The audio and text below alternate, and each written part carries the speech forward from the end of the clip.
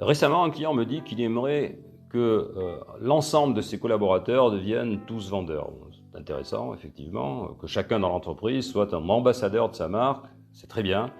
Mais souvent, ça reste un vœu pieux car la concrétisation et la mise en œuvre ne sont pas évidentes du tout.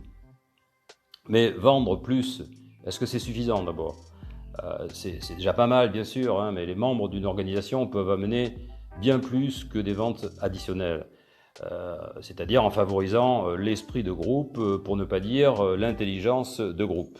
Alors, tous vendeurs, oui, mais aussi tous recruteurs, car nous connaissons forcément de bons profils qui cherchent probablement du travail dans notre entourage, qui peuvent sûrement intéresser donc le service ressources humaines de notre entreprise. Également, nous avons quasiment tous une activité sur les réseaux sociaux et même si le terme est un peu galvaudé, nous pouvons tous être influenceurs par nos posts, que ce soit donc nos avis, nos commentaires, les informations donc, et vidéos que l'on partage, etc., etc. On peut aussi tous être des acteurs de notre entreprise en favorisant donc, ces allers-retours donc, d'informations très riches du terrain vers nos employeurs. Donc, mais, voilà, ce n'est pas toujours le cas. Donc une chose est certaine, c'est que qu'il s'agit d'engagement, bien entendu, et on se sent engagé que si les choses ont du sens pour nous.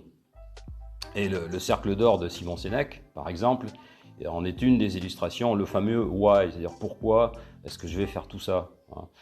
Quel sens ça a pour moi?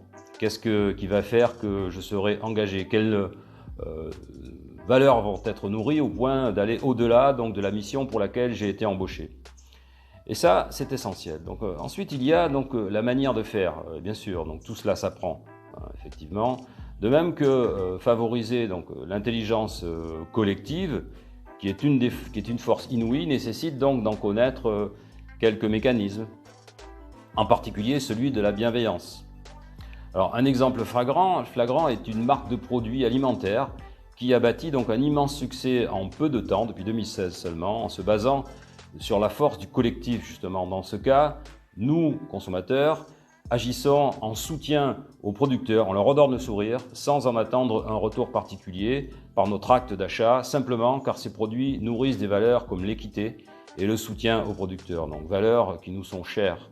Autant de sujets donc passionnants que l'on peut véhiculer justement, en particulier en vidéo, justement, de façon très simple. Je fais ça avec un smartphone aujourd'hui, authentique et sympathique, et tout ça avec un simple smartphone. Donc, mais ça fera l'objet justement d'un autre sujet prochainement. À bientôt, bye bye.